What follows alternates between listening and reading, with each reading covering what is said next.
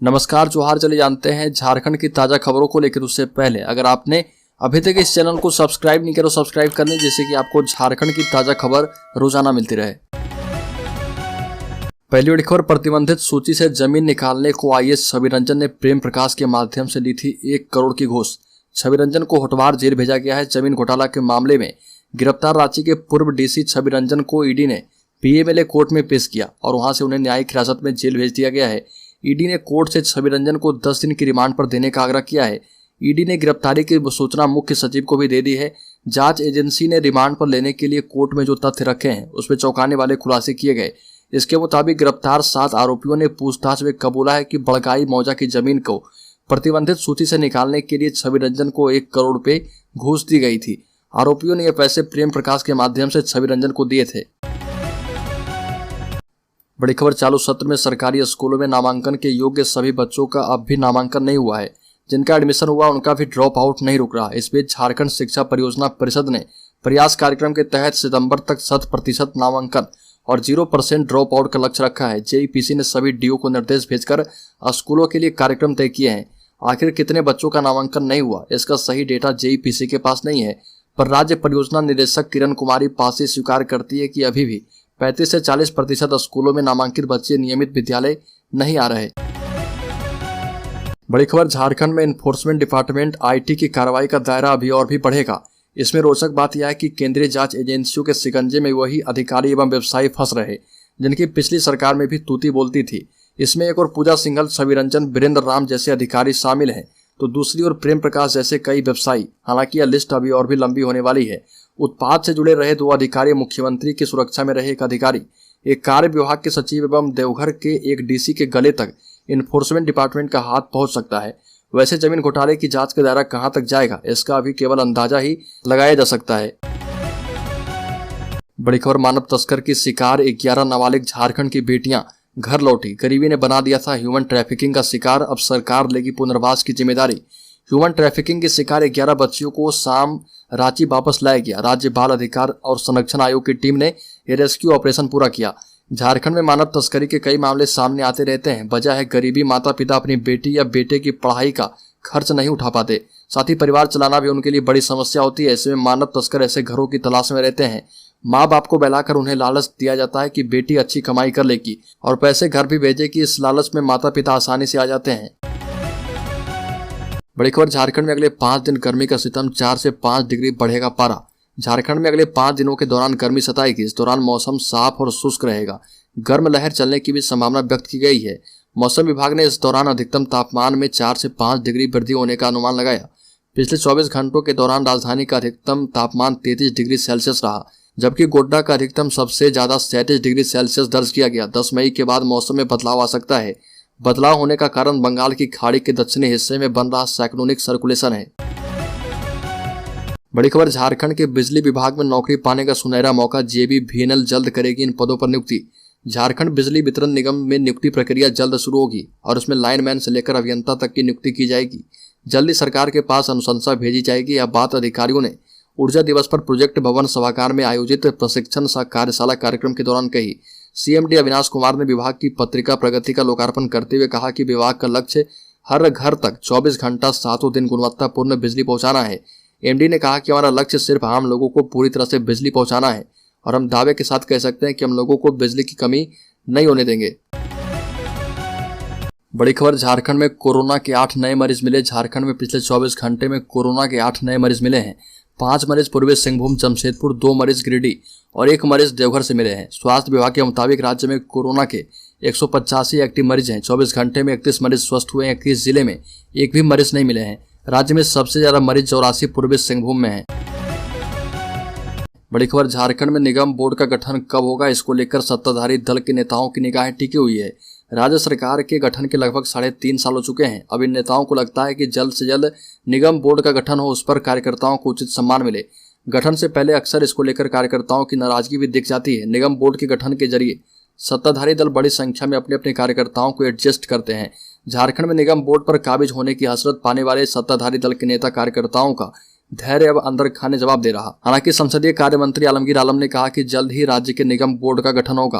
15 मई तक राज्य में निगम बोर्ड का गठन हो जाएगा। वहीं अंदर खाने बोर्ड निगम में पद पाने को लेकर कुछ कार्यकर्ताओं की नाराजगी के सवाल पर कहा कि कांग्रेस बड़ी पार्टी है और यहाँ एक नहीं अनेक दावेदार होते हैं।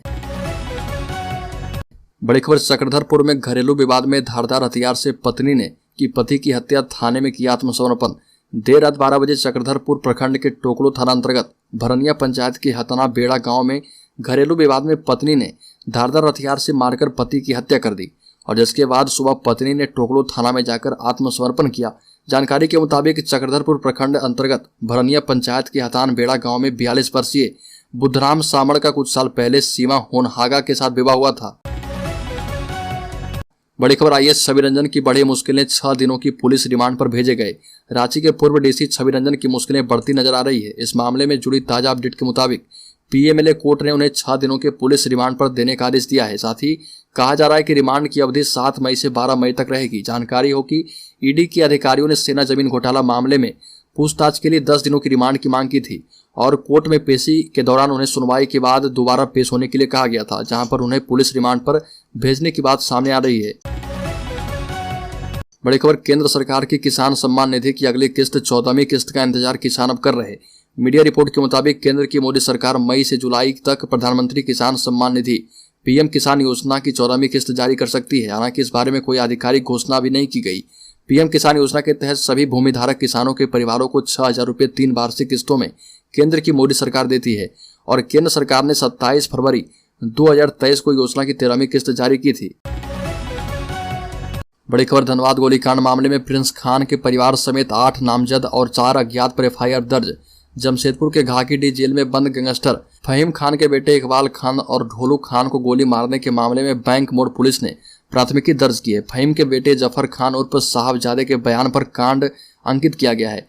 बासेपुर के आरा मोड़ मटकुरिया स्थित शिव मंदिर रोड में अपराधियों ने इकबाल एवं ढोलू को गोली मार दी थी, जिसमें ढोलू की मौके पर ही मौत हो गई थी।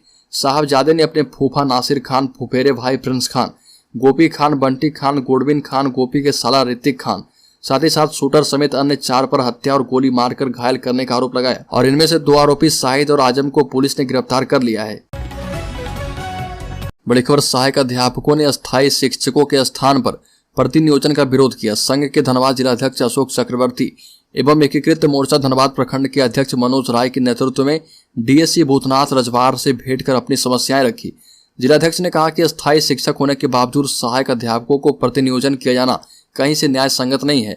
प्रतिनियोजित स्कूल जाने में सहायक अध्यापकों को अतिरिक्त राशि खर्च करनी होगी और हम लोगों को सीमित मानदेय मिलता है। सहायक अध्यापकों का प्रतिनियोजन किए जाने से कई प्राथमिक विद्यालय एकल शिक्षक हो गए हैं। डीएससी ने आश्वासन देते हुए कहा कि 1 माह के लिए वैकल्पिक व्यवस्था के तहत यह प्रतिनियोजन किया गया है। एकीकृत मोर्चा के धनबाद प्रखंड अध्यक्ष ने कहा कि 4% वार्षिक वृद्धि के साथ मेडिकल समेत अन्य समस्याओं के समाधान पर भी बात करनी चाहिए। बड़ी खबर, गिरिडीह जिले में राज्यपाल सीपी राधाकृष्णन ने सुनी लोगों की समस्याएं, समाधान के लिए अधिकारियों को दिए निर्देश। झारखंड के राज्यपाल सीपी राधाकृष्णन मधुबन पंचायत के सिंहपुर की जनता से मिले। सूबे के राज्यपाल सीपी राधाकृष्णन पवित्र तीर्थ स्थल मधुबन के सिंहपुर में Jharkhand state livelihood promotion society के द्वारा संचालित बांस कला ट्रेनिंग सेंटर का दौरा किया और यहाँ पर उन्होंने स्कूल और आंगनबाड़ी केंद्र का भी जायजा किया। इस दौरान राज्यपाल ने संबोधित करते हुए कहा कि हमारी भाषा भले ही अलग अलग हो, लेकिन हम सब एक हैं। हमारी पहली प्राथमिकता गांव और गांव से जुड़े हुए ग्रामीणों का विकास करना है। इस दौरान राज्यपाल ने लोगों से उच्च शैक्षणिक संस्थान की कमी से होने वाली परेशानियों के अलावा कई तरह की समस्याओं की जानकारी ली। राज्यपाल के साथ जिले के डीसी नवन प्रियस लकड़ा, एसपी अमित रेणु भी मौजूद थे। बड़ी खबर, जेल गए राज्य के पूर्व उपायुक्त छवि रंजन, आंखों से निकल गए आंसू। साथ ही साथ पहले आईएएस पूजा सिंघल और अब छवि रंजन के जेल जाने के बाद ऐसी संभावना है कि ईडी जल्द ही साहिबगंज डीसी रामनिवास यादव और आईएएस अधिकारी राजीव अरुण एक्का पर शिकंजा कस सकती है। आरोप है कि साहिबगंज में करीब 1000 करोड़ रुपए की अवैध माइनिंग की गई है।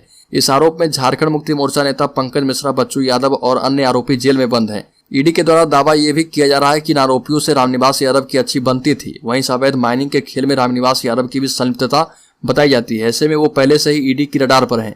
उसके बाद दूसरा बड़ा चेहरा राजीव अरुण एक्का है। उन पर लाइजनर विशाल चौधरी के कार्यालय में बैठकर सरकारी फाइलों को निपटाने का आरोप है। बाबूलाल मरांडी और भाजपा ने इस बाबत एक वीडियो क्लिप भी ईडी को सौंपा है।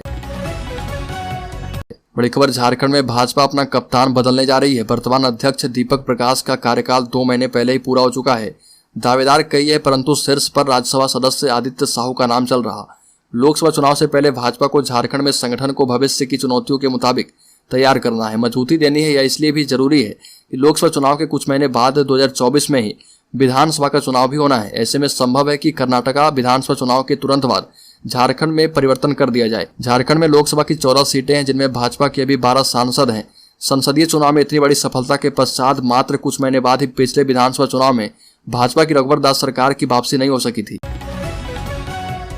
बड़ी खबर, दुमका में दुष्कर्म के प्रयास का विरोध करने पर 15 वर्षीय किशोरी पर युवक ने चाकू से हमला कर गंभीर रूप से घायल कर दिया। चाकू के हमले से किशोरी के दोनों हाथ में गंभीर जख्म हो गए हैं। घटना दुमका सदर प्रखंड क्षेत्र के राजबांध गांव में देर रात घटी है। इस मामले का मुख्य आरोपी राजू टुड्डू युवक दुमका प्रखंड क्षेत्र के गरेडी गांव का रहने वाला है और युवक किशोरी से एक तरफा प्यार किया करता था। वह पहले भी परेशान किया करता था। इस मामले को लेकर मुफस्सिल थाने में प्राथमिकी दर्ज की गई है।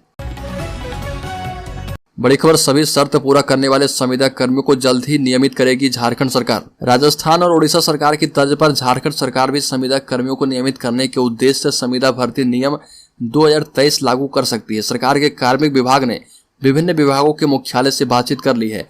झारखंड सरकार ने विभिन्न विभागों में अनुबंध और संविदा पर कार्य करने वाले कर्मियों को अस्थायी करने की तैयारी शुरू की है। सेवा शर्तों में सुधार के उद्देश्य से ऐसे कर्मचारियों का विस्तृत ब्यौरा जुटाया जा चुका है। कार्मिक विभाग ने सभी विभागों को पत्र लिखकर उनके सभी कार्यालय में अनुबंध और संविदा पर कार्य करने वाले कर्मियों का ब्यौरा 15 दिनों के अंदर उपलब्ध करवाने को कहा है।